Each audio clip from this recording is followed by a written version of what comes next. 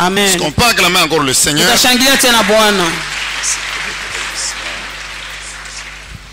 Amen. Amen. Nous continuons avec le témoignage. Aujourd'hui, nous allons parler sur le catch. Amen, amen. Amen. Mais avant cela, lisons la parole de Dieu. Job chapitre 20. Nous prenons le verset 15 et le verset 18. Et nous prenons aussi l'évangile selon Jean, le chapitre 11, du 32e jusqu'au 35e verset.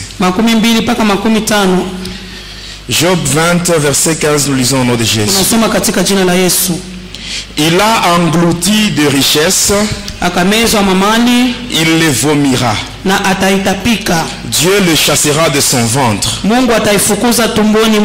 Verset 18. Il rendra ce qu'il a gagné et n'en profitera plus. Il restituera tout ce qu'il a pris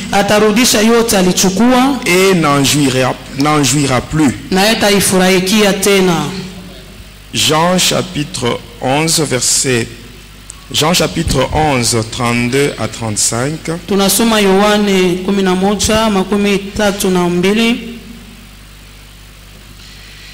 Lorsque Marie fut arrivée là où était Jésus et qu'elle le vit, elle tomba à ses pieds et lui dit: Seigneur, si tu eusses été ici, mon frère ne serait pas mort. Jésus, la voyant pleurer, elle et les Juifs qui étaient venus avec elle, frémit en son esprit et fut tout ému. Et il dit: Où l'avez-vous mis? Seigneur, lui répondirent-ils, viens et vois. Jésus pleura. Amen. Amen. Amen. Amen. Aujourd'hui, je parle sur le catch. Amen. Amen. Je sais que parmi nous, il y a beaucoup de gens qui ont déjà été au stade pour voir le catch.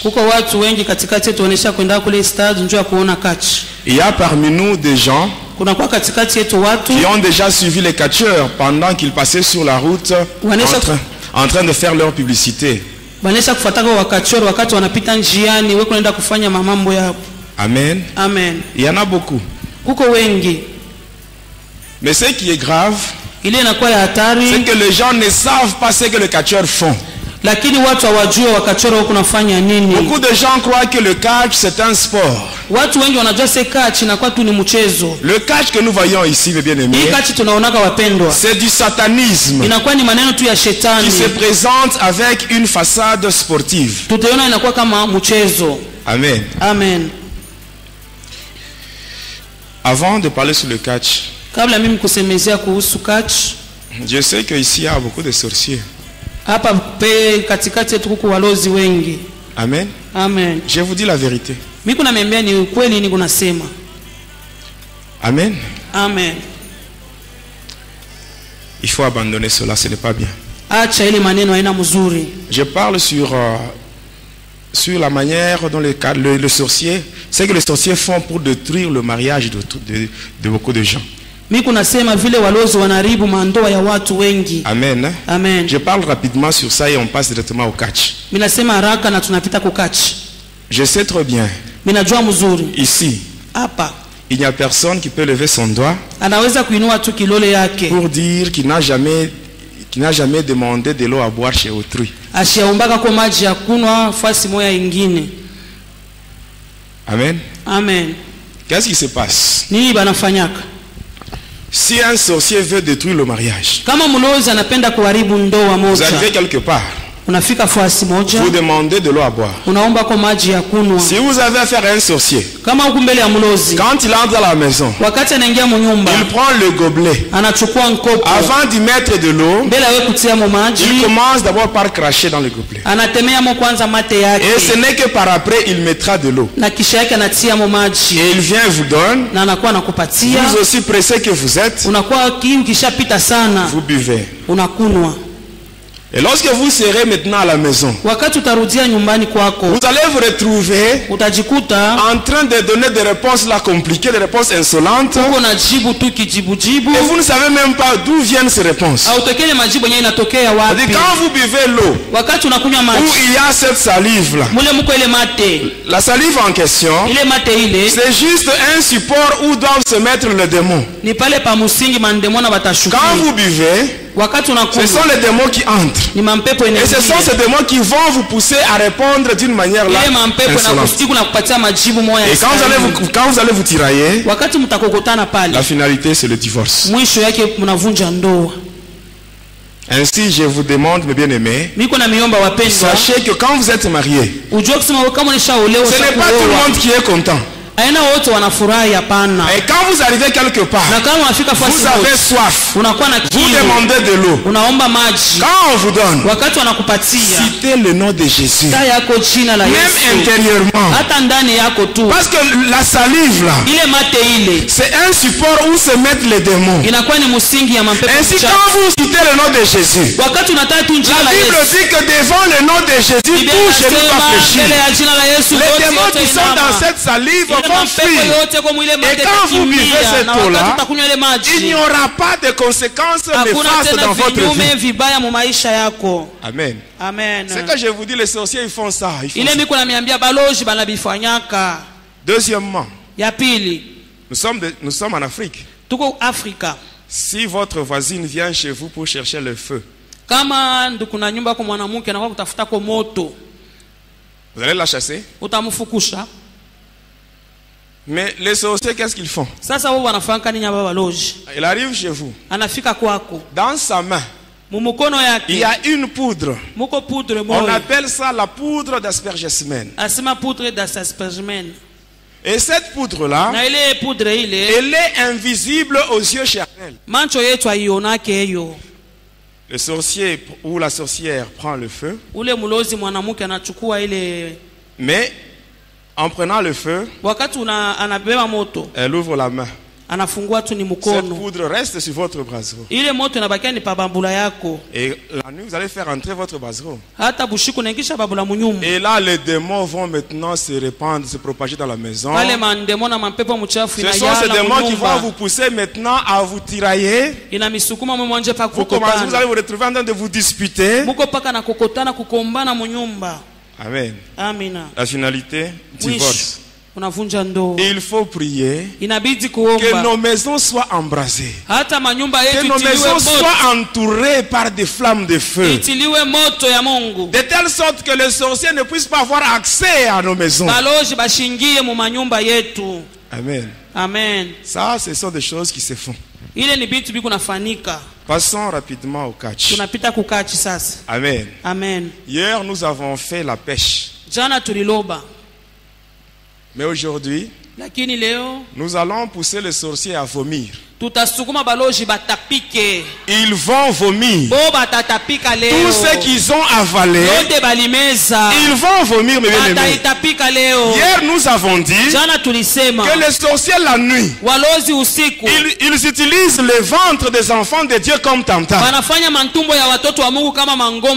Et nous savons aussi que notre Dieu, il exerce nos mains au combat. Ainsi, avec nos mains, aujourd'hui, les ventres des sorciers seront aussi nos tam-tam.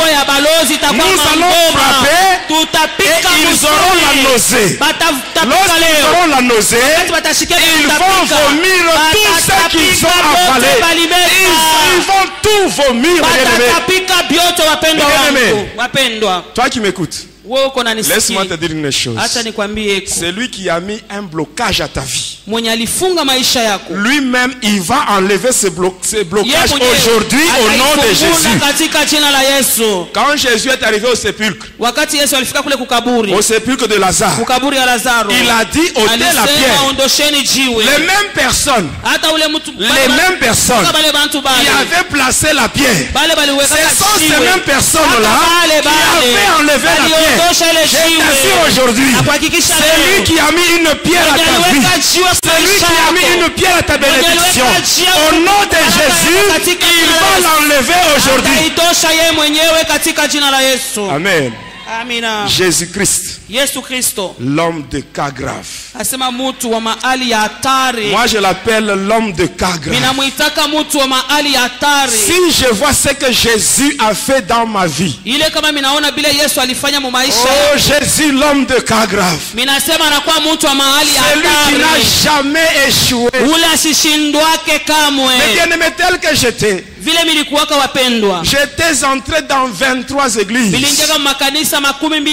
pour chercher la délivrance. Et on m'avait chassé. On ne voulait plus de moi. J'étais allé dans ma famille. J'ai dit la vérité à mes parents ainsi que mes frères et sœurs. En disant la vérité. Comme le monde n'aime pas la vérité, on m'avait chassé. Et j'étais seul. Je ne savais pas quoi faire. Amen. C'est dans cet abandon, dans ce rejet, que je me suis croisé avec l'homme de cas grave. Et celui-là, il a transformé ma vie. Et bien aimé, il y a deux cas. Tu arrives quelque part, tu manques à manger. Tu peux demander, on peut t'aider. Tu peux demander, on peut t'aider. Amen. Mais si tu es par exemple stérile, tu vas voir ton père, tu dis papa, je n'ai pas d'enfant. Mais ton père, il aura la compassion, mais il ne peut rien faire pour toi. Ça c'est un cas qui est grave. Les cas graves, hein? Ce sont les cas où les humains ne peuvent pas intervenir. Il n'y a que Jésus, l'homme de cas grave, qui est capable d'intervenir et de donner la solution. Amen. Tout ce qu'on a appris dans ta vie, ça va sortir. Aujourd'hui, ça va sortir. Amen, amen. Quand j'étais encore au collège, on s'amusait avec les amis. On faisait de petits rings, hein? On plaçait 4 piquets. On mettait des cordes. Et on mettait des copeaux. Et on s'amusait là-bas. C'est ce que il y a beaucoup d'enfants qui font ça. Ici, j'attire l'attention des parents. Quand vous voyez de telles histoires-là, vos enfants qui commencent à se donner le nom des catcheurs, et ils s'amusent, vous croyez que c'est un jeu. Non, pour le diable, là, ce n'est pas un jeu. Il y a toujours un intérêt là-bas. Il faut vraiment interdire à vos enfants. Et quand on faisait ces choses-là, moi j'étais déjà sorcier. Et pendant qu'on s'amusait avec les amis, il y avait beaucoup de gens qui venaient là-bas. Amen. Un jour, moi qui étais déjà sorcier, j'ai dit à mes amis, nous devons maintenant chercher de puissance. Et là, nous allons faire des démonstrations. Or, tout ce qu'on faisait là, mais c'était gratuit. On ne payait même pas. Alors il fallait maintenant chercher de puissance. Chacun devait aller de son côté pour chercher la force. Alors moi, un jour, j'ai quitté le collège. J'arrive, j'étais sur le boulevard de l'Indépendance. Je dépasse l'hôpital d'Ako. J'étais arrivé au stade de Kikula. Et quand j'avais regardé sur le tableau, il y avait des combats de catch qui étaient organisés. Et là, il y avait les catcheurs de différentes villes qui étaient invités. Et c'est ainsi que je m'étais rendu dans la commune de Kikula, sur l'avenue Foyer Social. Quand vous êtes sur l'avenue Kasongo Michel, vous vous dirigez vers l'avenue Basanga. La troisième parcelle, il y a un hôtel là en étage. C'est l'hôtel Amani. C'est là où j'étais parti. Et j'avais trouvé un catcheur originaire de Kolwezi.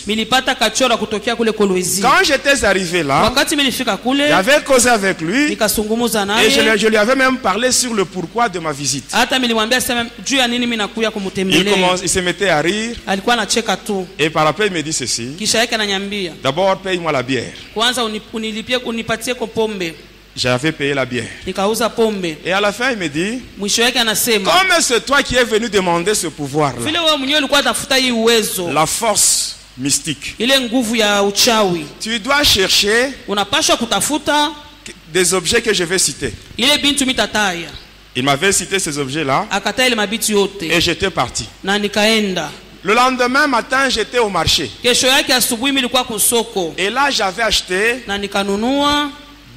deux bougies blanches, deux tiges de chulai, des désodorisants. Et après, j'avais aussi payé 2 cigarettes fortes. La cigarette qui se trouve dans le paquet jaune. J'avais payé un parfum. Le parfum Avanita qu'on utilise pour l'enterrement. Après le parfum, je devais aussi payer le sel indigène et un mouchoir blanc. Et quand j'avais payé toutes ces choses-là, j'étais parti chez lui. Et quand je l'avais vu, c'était aux environs de 19h30.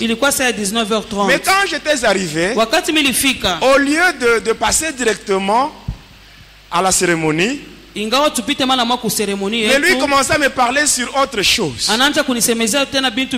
Arrivé à 23h30, il me dit maintenant: comme c'est toi-même qui est venu ici pour chercher le pouvoir, tu iras avec ces objets que tu as apportés, tu iras avec ça au cimetière, tu vas déposer ça sur une tombe, et lorsque tu arriveras là-bas, tu feras une incantation adressée au père Rustem de Weng.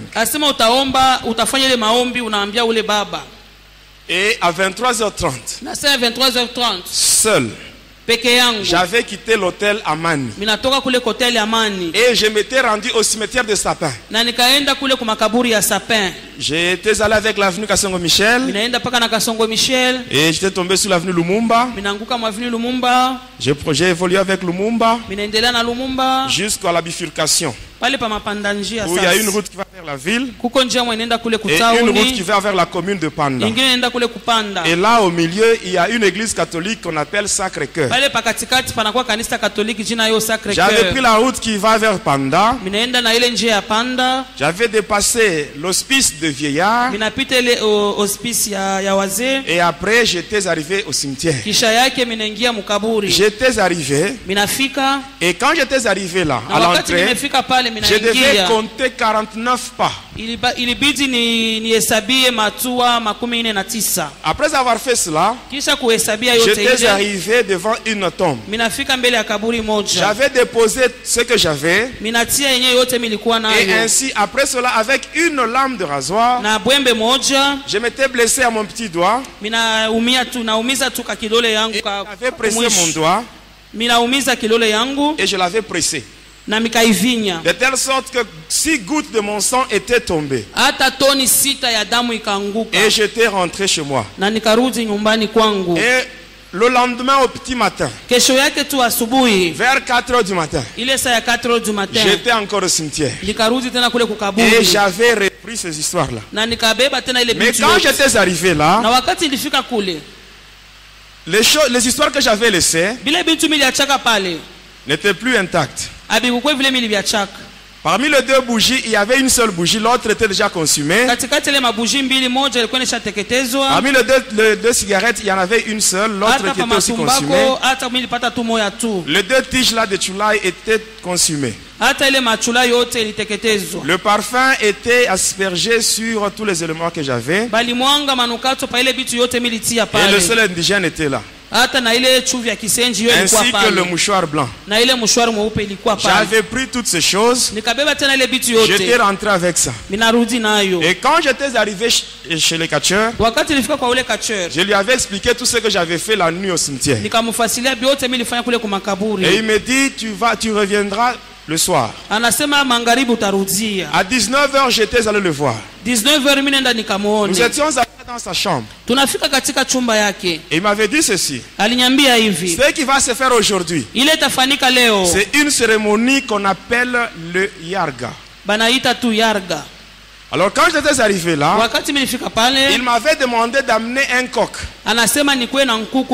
Et j'avais apporté ça. Et quand j'étais là, il m'avait donné une bouteille remplie de bière. Et il m'avait demandé de boire cela. Et pendant que je buvais, ce qui entrait en moi, ce n'était pas la bière, mais c'était le sang humain. Il m'avait donné toute une bouteille. Et j'avais bu. J'avais tout terminé. Et par après il me dit, tu vas couper la tête du coq avec tes dents. Et j'avais tenu le coq comme ça. Je m'étais concentré. Et là j'avais coupé sa tête avec mes dents. Et par après il me dit ceci. Il me donne d'abord une soutane de couleur rouge. Sur cette soutane-là, il y avait un nom d'un démon qui était marqué là-bas. C'était le nom de Zagam. C'est-à-dire le démon qui a le contrôle de 9 cimetières. Il m'avait dit ceci. Lorsque tu arriveras à la maison, arrivé à minuit, tu te déshabilleras totalement. Et tu mettras sur ton corps cette soutane. Tu feras des incantations. Et après tu te mettras au lit. C'est ce que j'avais fait. Le matin quand je m'étais réveillé, je regarde sous mon oreiller. Il y avait un petit colis. Quand j'avais ouvert, à l'intérieur il y avait une poudre de couleur verte. Et j'avais pris cette poudre là. Et j'étais allé voir le catcheur à l'hôtel. Quand j'étais arrivé là-bas, qu'est-ce qui s'était passé? Il m'avait dit ceci. Comme c'est toi-même qui es venu chercher le pouvoir, la nuit tu iras au cimetière. Et là tu vas déterrer un crâne.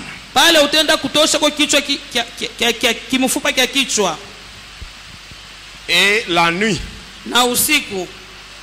j'étais allé avec une pioche. Pioche. J'étais allé avec une pioche. J'avais pris la route qui va vers Kolwezi. Je m'étais arrêté à un cimetière, le cimetière de Katuzembe.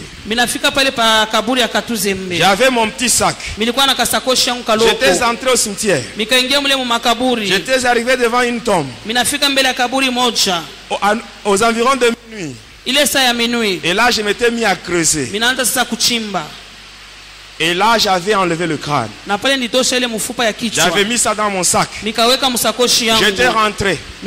J'étais allé présenter cela au catcheur. Quand je lui avais remis cela, qu'est-ce qu'il m'avait dit par après? Il m'avait dit ceci. Maintenant la poudre que tu as eue, tu vas prendre de l'argent. Tu vas prendre cette poudre et tu vas asperger sur l'argent. Et cet argent-là, tu iras jeter ça en route à 2 endroits différents. J'étais allé et j'avais placé ça. Après avoir fait cela,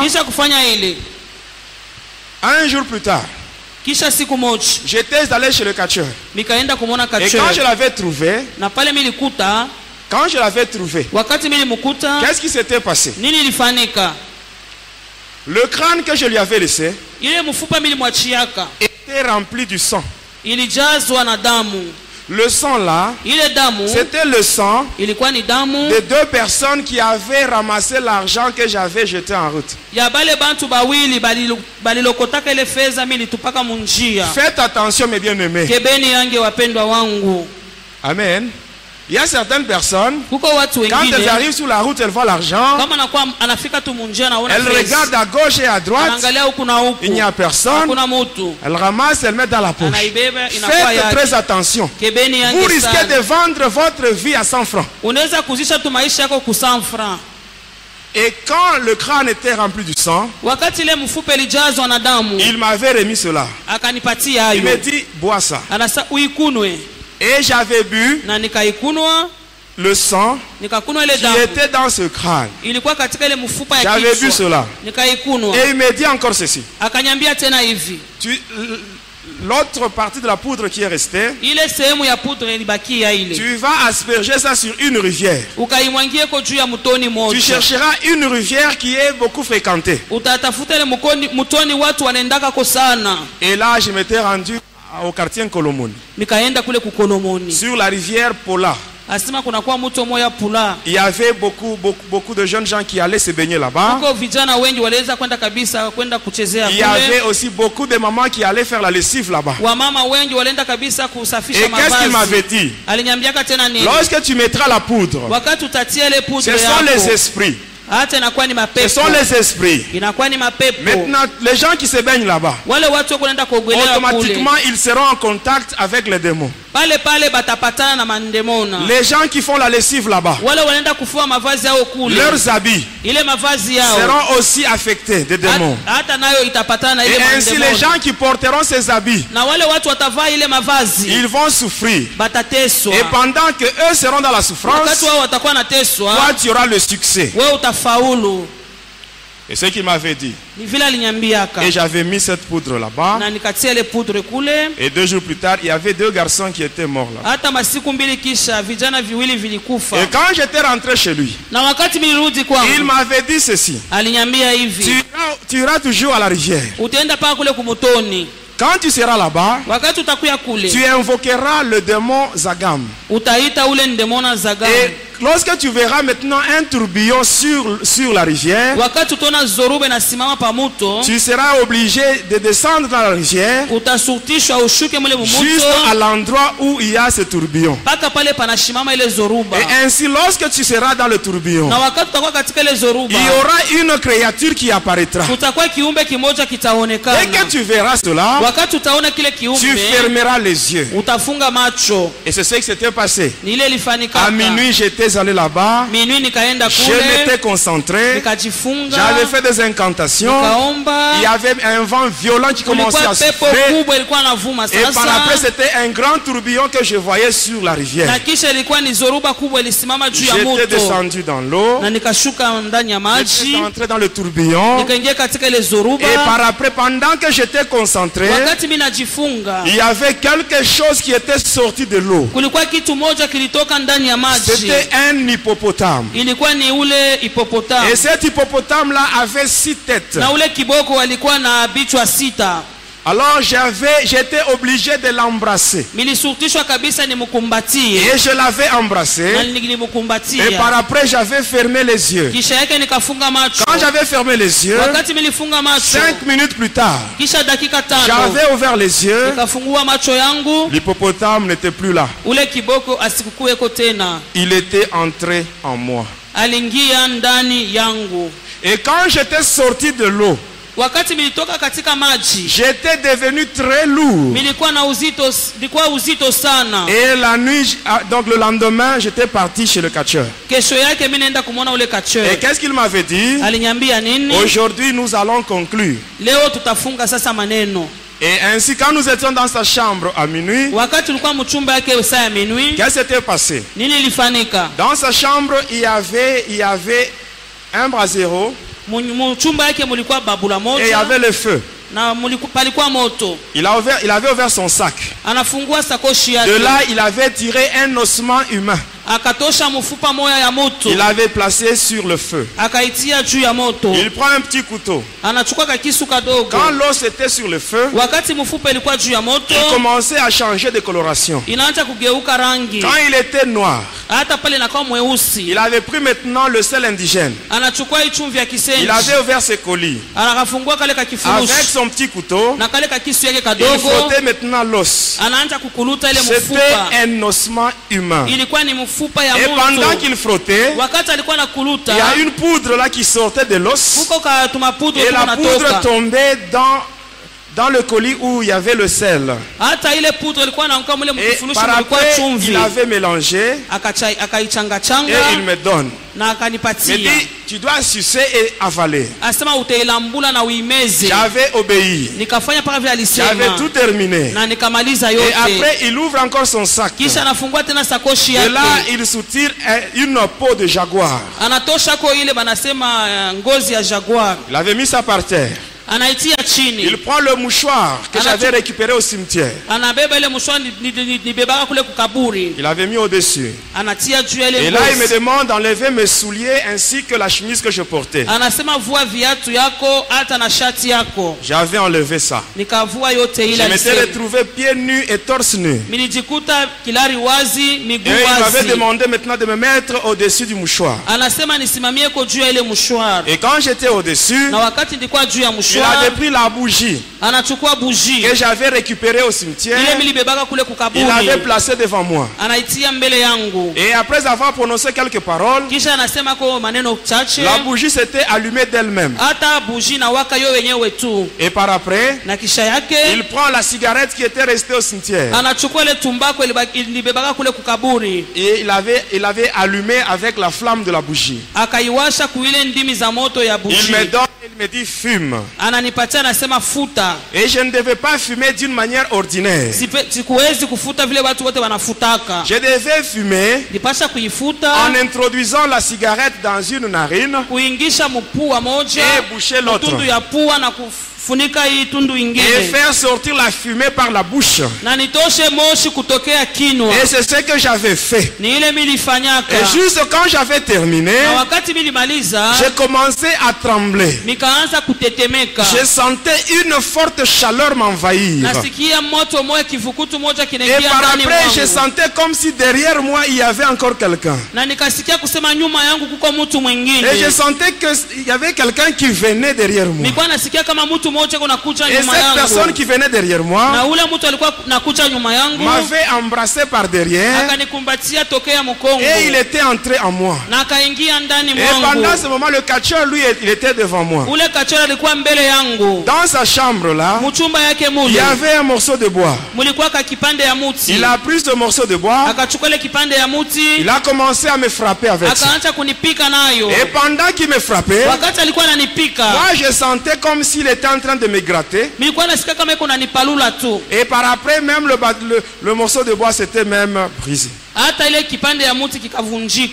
Et après, il avait pris la position de combat. Position de combat. Il m'avait donné 4 coups de machette dans la poitrine. Quand on parle de coups de machette dans le catch, c'est cette partie, l'avant-bras. On frappe au niveau de la poitrine, c'est ce qu'on appelle coup de machette. Il m'avait frappé à 4 reprises. Et quand il m'avait frappé, je sentais que lui aussi il était en train de me gratter. Je n'avais même pas bougé. Je le regardais. Et là, le catcheur commençait à trembler. Il me regarde. Il dit, en tout cas, toi, tu es une grande personne. Et par après, il me donne le savon. Le savon luxe. On sait le savon luxe. Quand vous regardez bien ce savon là, vous voyez une image d'une dame là. Vous avez déjà vu ça? C'est une dame du monde de ténèbres. Son nom c'est Madame Sophie. Ainsi, quand vous achetez ce savon, avant de vous laver, priez sur ce savon. Amen. Amen, amen. Vraiment, on n'a pas assez de temps. J'allais vous parler même sur les différentes dames que vous voyez sur le lait de beauté. Diprozone, Rico, Johanna. Je crois la semaine prochaine, je vais vous expliquer. Je vais vous parler sur tout ça. Même sur le maquillage. Hein? Rouge à lèvres. Mauve, la couleur violette. Là. Je vous parlerai sur les démons qui agissent dans ces histoires. Amen. Est-ce qu'on peut continuer? On peut continuer. Amen. Alors il m'avait donné ce savon. Et qu'est-ce qu'il m'avait dit? Lorsque j'avais le savon, dans un coin de sa chambre, il y avait un vase où à l'intérieur il y avait de l'eau avec certaines racines. Et là il m'a demandé d'aller me laver là-bas. Quand je m'étais lavé, il m'a dit garde la mousse de savon dans ta tête, dans tes cheveux. N'enlève pas la mousse. Et il m'avait demandé de venir me mettre à côté de lui sur le lit. Et qu'est-ce qu'il m'avait dit? Tu dois enlever la mousse là de savon lorsque le coq va chanter pour la première fois. Mais si tu dors et que le coq chante pendant que toi tu es dans le sommeil, sache que tu mourras dans ton sommeil. Et ce jour-là, mes bien-aimés, j'étais allongé sur le lit à côté du catcheur avec les yeux ouverts. Amen. Vous savez, les satanistes, hein? Je dis souvent qu'ils sont sérieux. Quand on leur dit ceci, ils obéissent. Quand Lucifer nous dit ceci, nous aurons une réunion au fond de l'océan Atlantique à 1h du matin. Déjà à minuit, vous êtes déjà là. Vous êtes déjà là. Parce que si vous arrivez à 1h, même 1h, 1 minute, automatiquement le diable vous tue. Ah, mais chez les enfants de Dieu, ce n'est pas ça. Si on leur donne un ordre, si le berger leur donne un ordre, ce n'est pas tout le monde qui obéit. Ce n'est pas tout le monde qui obéit. Mais bien-aimés dans le Seigneur, mais bien-aimés dans le Seigneur, la Bible nous dit ceci. Dans 1 Samuel 15, 22, la Bible nous dit l'obéissance vaut mieux que le sacrifice. Et là, moi, j'avais obéi. Et vers 3h du matin, quand le coq avait chanté, 3h du matin, je m'étais réveillé rapidement. Et là, j'étais allé dans le vase. Et je m'étais lavé, j'avais tout enlevé. Et j'étais rentré sur le lit. Vers le petit matin, le catcheur me réveille. Vers 5h, il me dit prends maintenant le vase avec tout son contenu. Va verser le contenu du vase sur la route. J'étais sorti. J'arrive au croisement des avenues Kassongo Michel et Foyer Social. À côté, il y a un centre de santé. Et c'est là où j'avais déversé le contenu du vase. J'étais rentré. Et vers 7h, il me dit dans quelques minutes, nous verrons si tu as réussi. Amen. Amen. Quelques minutes plus tard, je sens comme si on m'avait poignardé au niveau du ventre. Je sens quelque chose là qui commence à circuler dans mon corps. Je vois la chose monter au niveau de la poitrine et ça descend même dans la main.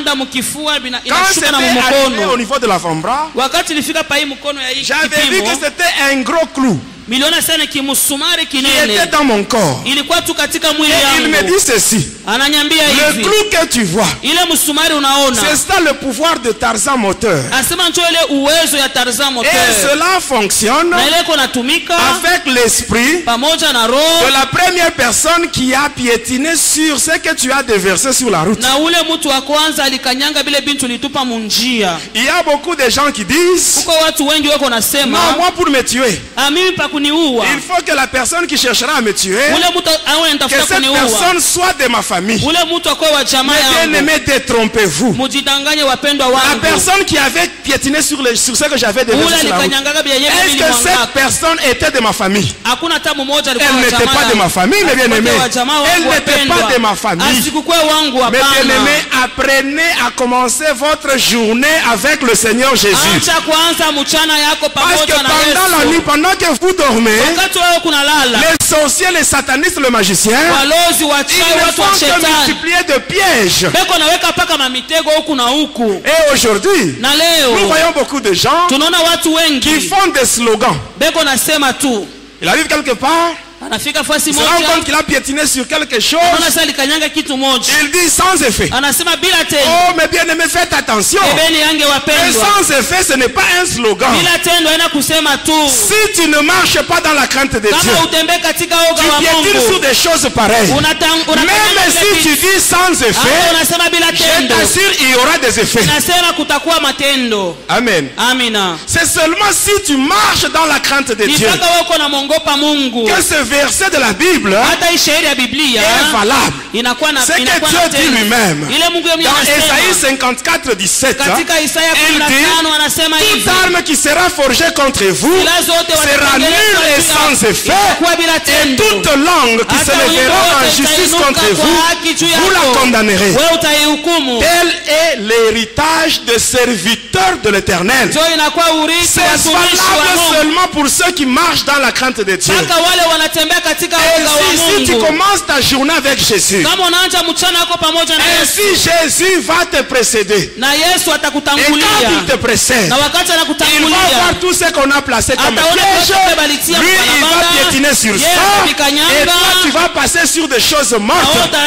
Et cette fois-là, tu auras raison de dire, comme je sais que Josué avait dit, que tout lieu que foulera la plante de mes pieds, le Seigneur me le donnera en possession. Amen, amen. Et j'étais sorti avec ce fétiche-là, avec ce pouvoir, avec la peau de jaguar. Aujourd'hui, je ne vais pas vous expliquer ce que j'ai fait. Amen. Parce qu'on n'a pas assez de temps. J'aimerais seulement vous parler sur les conséquences du catch. Et là, je cède le micro à Papa Zacharie pour la prière. Amen, amen. Suivez-moi bien. Je sais qu'il y a des catcheurs qui ont déjà témoigné. Amen. Mais ces catcheurs-là, ils n'étaient pas dans le mystère de l'air. Ils ne savaient pas comment les démons fonctionnent. Amen. Et ils faisaient seulement leur démonstration. Mais ils ne savent pas ce qu'ils faisaient sur les spectateurs. Sur les spectateurs. Amen, amen. Moi, j'étais un sataniste à côté de Lucifer. J'avais 406 démons qui étaient à mon service. Et je voyais les démons. Comment est-ce que Lucifer il était en train d'envoyer les démons dans ce monde. Qu'est-ce qui se passe? Premièrement, lorsque les catcheurs passent sur la route, ils sont en train de chanter. Ils font leur publicité. Et là, vous voyez beaucoup de gens qui suivent les catcheurs. Parce qu'ils ne savent pas. Ils ne savent pas ce qui se fait. Pendant que le catcheur passe sur la route, premièrement, Premièrement, si là il y a une femme enceinte, automatiquement cette grossesse part partir. Il y aura fausse couche. Deuxièmement, si quand il passe là, ils volent même la fécondité chez les jeunes filles. Il y a certaines filles qui se retrouvent stériles hein, parce qu'elles avaient suivi dans leur jeunesse le catcheur. Et quand ils passent, ils prennent même la chance aux filles de se marier. La Bible dit ceci. Dans Ecclésiaste 7:14, la Bible dit: au jour du malheur, réfléchis. Réfléchis. Cherche à connaître l'origine de la situation que tu traverses. Tu peux te mettre à condamner des gens. Ou peut-être c'est pendant ta jeunesse. Tu ne savais même pas. Le catcheur passait. Et toi aussi tu étais attiré par ça. Et tu les avais suivis. Demande à Dieu. Le Dieu de Jérémie 33:3. Lui il dit: invoque-moi. Je te répondrai. Je te ferai savoir les choses grandes, les choses cachées que tu ne connais pas. Amen. Et ainsi, lorsque les catcheurs sont maintenant dans le stade en train de se battre, amen. Qu'est-ce qui se passe? Amen. Ils vont commencer d'abord avec des techniques de combat. Donc ceux qui ont appris dans la lutte. Dans la lutte, il y a d'abord la lutte gréco-romaine. Après cela vient ce qu'on appelle le libre. Amen. Le libre olympique. Après le libre olympique vient ce qu'on appelle la self-défense. Ce que je viens de citer ici. Même moi, j'avais fait ça. Toutes les techniques de combat. Tout ça, j'avais appris ça. Et à un certain moment, ils vont maintenant passer à la deuxième étape. L'étape maintenant satanique. Et là, vous voyez maintenant des démonstrations de pouvoir. Qu'est-ce qui va se passer? Vous allez voir, à un certain moment, on va sonner. On sonne les trompettes. Cela a deux fonctions. Première fonction, c'est pour arrêter les légions de démons de l'adversaire. Deuxième fonction, c'est pour maintenant pour faire venir les légions des démons qui sont maintenant favorables à ces catcheurs-là. Ainsi, qu'est-ce qui va se passer? Quand les démons quittent le monde de Satan, quand on les invoque, ils viennent, ils entrent au stade, ils marchent d'abord sur les têtes des spectateurs avant d'arriver au ring. C'est ainsi que quand vous observez bien, vous allez voir des gens qui vont au catch. Ils rentrent chez eux fatigués. Amen, amen. Je vous dis la vérité. Et quand les démons marchent sur les têtes, ils arrivent sur le ring. Le catcheur qui les a invoqués, il va maintenant les utiliser pour terrasser l'autre. L'adversaire peut tomber. On compte mais il se relève. Ou bien il va commencer il aura tendance à tomber. À un certain moment, vous allez voir qu'il commence maintenant à résister. Et quand il résiste, cela veut dire que les démons qui sont venus ne sont pas capables pour le faire tomber. Ne sont pas capables. Ainsi, l'autre va hypnotiser son adversaire. Et quand il hypnotise son adversaire, vous le voyez maintenant en train de faire des gestes. Les gens ne savent pas. Quand il fait ce geste-là, il prend les démons qui sont venus. Il les renvoie dans la foule. Il les renvoie dans les spectateurs. Et quand ils vont là, ils retranchent les années. Ils retranchent les années. Et les démons rentrent. Et le catcheur les utilise, il frappe. Et il gagne. Quand il gagne, les spectateurs se mettent à acclamer. Pendant que cet homme vient de gagner avec leurs années. Mais bien aimé, Dieu, Mungu, il n'y a que Dieu seul qui connaît le nombre d'années que nous allons faire sur cette terre. Mais il y a certaines personnes, amen, à cause de ce spectacle-là, le diable a déjà retranché des années dans la vie de beaucoup de gens. C'est ainsi qu'il y a certaines personnes qui meurent précocement. Mais bien aimé, nous savons que tous nous allons mourir. Mais s'il faut mourir, il faut mourir au temps fixé par Dieu et non pas au temps fixé par le diable. Tu es parmi nous. Tu as déjà été au stade. Tu as déjà vu le catch. Tu as déjà vu ça. Il y a des années que le diable a déjà retranché. Peut-être tu es ici. Ce sont tes enfants qui aiment le catch. Peut-être c'est ton mari qui a déjà été au catch. Il y a des années qui ont déjà été retranchées. Regarde, tu as déjà été là-bas combien de fois? Il y a maintenant combien d'années qui te restent? Parce que quand tu vas là-bas pour voir le catch, tu n'es plus dans la présence de Dieu. Tu n'es plus protégé par Dieu. Et là le diable peut faire tout ce qu'il veut sur toi. Mais ce soir, pour toi qui es venu aujourd'hui, laisse-moi te dire une chose. L'homme de cas grave, il va te retourner les années qu'on a retranchées. L'homme de cas grave, qui est le Seigneur Jésus. Oh, les catcheurs, ils ont volé ta fécondité. Ils ont volé la chance de ton mariage. Ils ont même volé les grossesses que tu avais. Ils ont retranché les années. Ils ont retranché. Mais moi je connais une femme. Une femme qui avait perdu son frère. Son frère Lazare.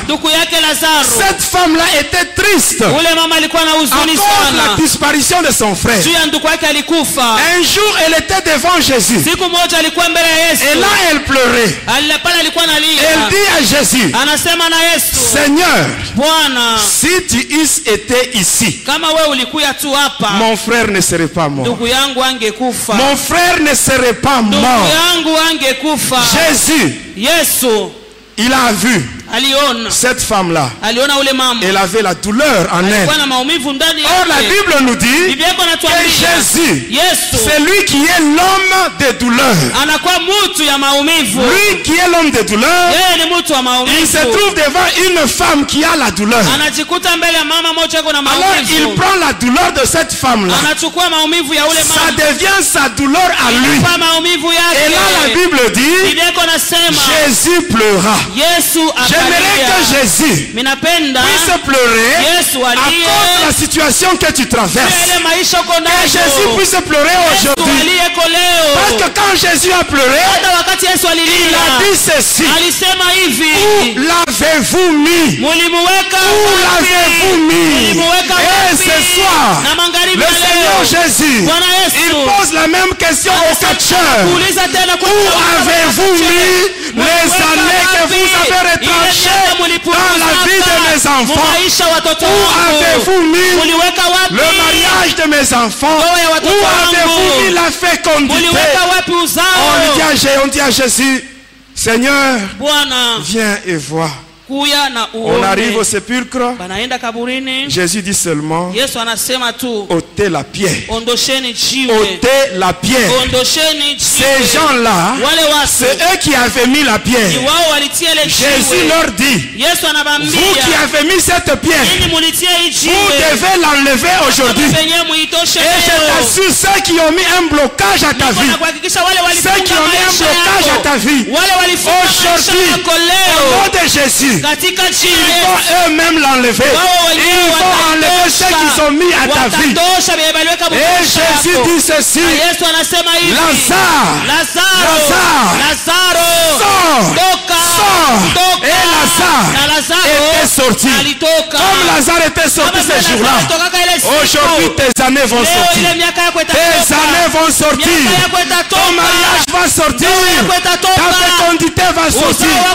Même si on a déjà retranché les années, sache que Jésus, il va remplacer. Il a dit: je remplacerai les années qui ont été dévorées par la sauterelle.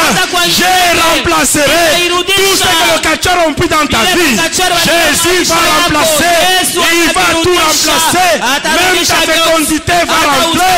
Même ton mariage, tout ce qu'ils avaient volé, ça va rentrer. Tout ce que les sorciers ont avalé, ils vont vomir. Ils vont vomir tout. Et ils vont tout restituer. Et cela au nom de Jésus. Que mon Dieu vous bénisse.